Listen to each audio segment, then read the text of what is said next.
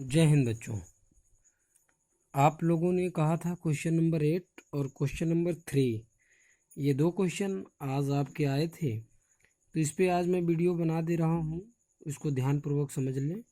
सबसे पहले देखते हैं क्वेश्चन नंबर 8 को। किसी परेड में 616 सदस्यों वाली एक सेना की टुकड़ी को 32 सदस्यों वाले एक आर्मी बैंड के पीछे मार्च करना है। दोनों समूहों को समान संख्या वाले स्तंभों में मार्च कराना है। उन स्तंभों की अधिकतम संख्या, ये देखिए अधिकतम संख्या क्या है जिसमें वे मार्च कर सकते हैं।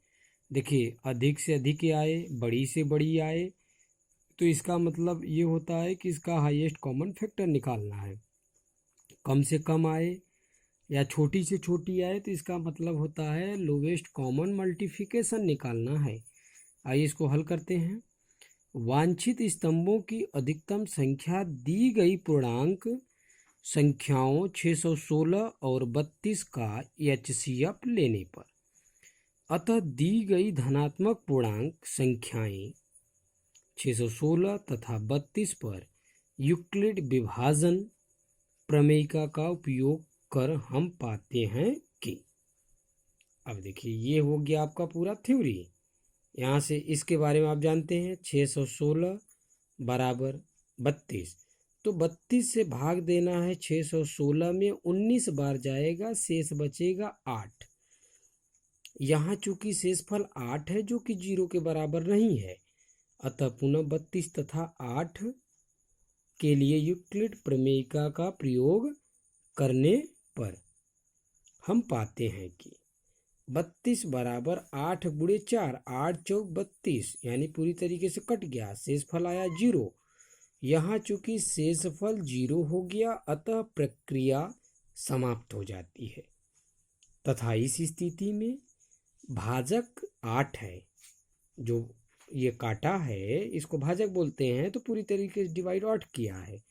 अतः दिए गए धनात्मक पूर्णांकों 616 तथा 32 का हाईएस्ट कॉमन फैक्टर जो है वो 8 है, अतः आर्मी अधिकतम 8 स्तंभों में मार्च कर सकती है। इसका जो आंसर होगा 8 स्तंभ। इसको सेकेंड मेथड से भी हल कर सकते हैं। यहाँ तक आपको लिखना होगा थ्योरी।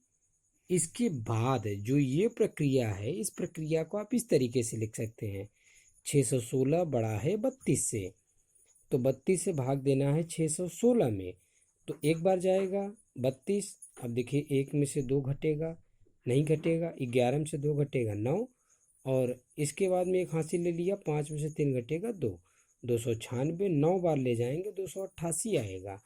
और इसके बाद जब इसमें से इसको घटाएंगे तो 8 आएगा, 8 चौक 32, पूरी तरीके से कट गया, तो कौन काटा? 8। तो इसका जो आंसर होगा वो 8 स्तंभ। ये हो गया आंसर। चलिए अब हम लोग चलते हैं क्वेश्चन नंबर 3 में। क्वेश्चन नंबर 3 के बारे में देख लेते हैं। यूक्लिड विभाजन एल्गोरिथ्म के प्रयोग से 92,690, 7,378 और 7,161 का हाईएस्ट कॉमन फैक्टर ज्ञात कीजिए। आप लोगों ने 2 का पढ़ा था, 2 होता तो ठीक था, इसमें 3 नंबर आ गए, कोई बात नहीं, तीनों को अलग अलग निकाल लेंगे। देखिए 7161 से बड़ा है 7378, इसी तरीके से 7161 से बड़ा है 92,690। तो सबसे पहले इन दोनों का निकाल लेते हैं, फिर इन दोनों का निकाल लेते हैं। देखिए वही चीज़ 7,161 और 7,378 पर यूक्लिड प्रमेयिका का प्रयोग करने पर हमें प्राप्त होता है। तो जब इसका करेंगे तो इसका एक बार ले जाएंगे, शेष आएगा 217। अब देखिए ये थ्योरी बराबर सभी जगह वहीं लिखी है, तो इसको हम बार बार नहीं बताएंगे। अब देखिए 7,161 को और 217 का पुनः करेंगे। जब ये पुनः करेंगे तो यहाँ वाला नंबर यहाँ पे लिखा जाता है, और जो ये होता है इसी से भाग दिया जाता है। देखिए 7,161 में 217 का भाग दिया, 33 बार में पूरी तरीके से कट गया, तो यहाँ पे क्या हो गया? 217 हमारा आया। अब देखिए इसके बाद यहाँ शेषफल 0 प्राप्त हो जाता है, यह प्रक्रिया यहीं पे समाप्त हो जाती है। दूसरी प्रक्रिया 92,690, देखिए यहाँ पे मैंने दिखाया 92,690 को फिर 7,161 में करने हैं, यानी 2 बार मैंने एक नंबर से कर दिए। अभी ये नंबर बाकी है, तो इसको जब करेंगे एल्गोरिथम से तो ये 12 बार जाएगा, शेष बचेगा 6,758। क्योंकि शेषफल फिर वही प्रक्रिया, जीरो नहीं है, तो फिर इसको और इसको लेके करेंगे। तो इसे यहाँ लिखेंगे, इसे यहाँ एक बार ले जाएंगे, 403 आपका शेष बचेगा। अब आप लगाते लगाते समझ गए होंगे कि इसको मैं यहाँ लिखूंगा और इससे भाग देंगे, ये भाजक का काम करेगा।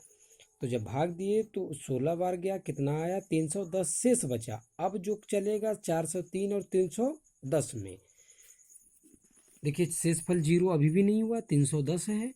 तो अब हम लोग 403 और 310 का पुनः यूक्लिड प्रमेय क्या करते हैं।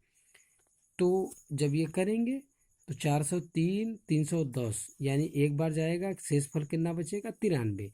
ये थ्योरी सभी जगह वहीं चलेगी। अब देखिए 93 भी जीरो के बराबर नहीं है, तो 310 और 93 का पुनः कर किया जाएगा। देखिए 310 और 93 का, तो कितना आया, शेषफल आया 31। अब 93 और 31 का करेंगे, क्योंकि शेषफल आपका 31 जीरो बराबर नहीं है, इसलिए वहीं फिर से लिखना है थ्योरी। 93 31 का जब 3 बार ले जाएंगे तो पूरी तरीके से कट जाएगा, शेष हो जाएगा जीरो। यहाँ से जीरो हो जाता है, यहाँ प्रक्रिया यहीं समाप्त हो जाती है।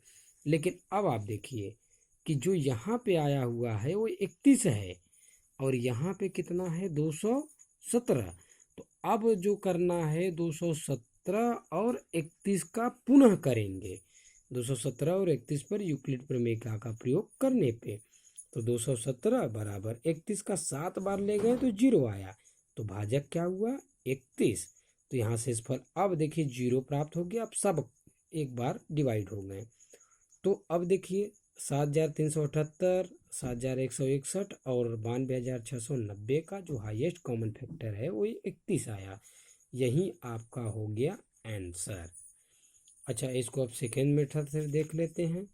जो सेकेंड मेथड से देखिए छोटे में एकदम बिल्कुल हो जाएगा। ये यूक्लिड विभाजन एल्गोरिथम के प्रयोग से वही तीसरा क्वेश्चन ही है।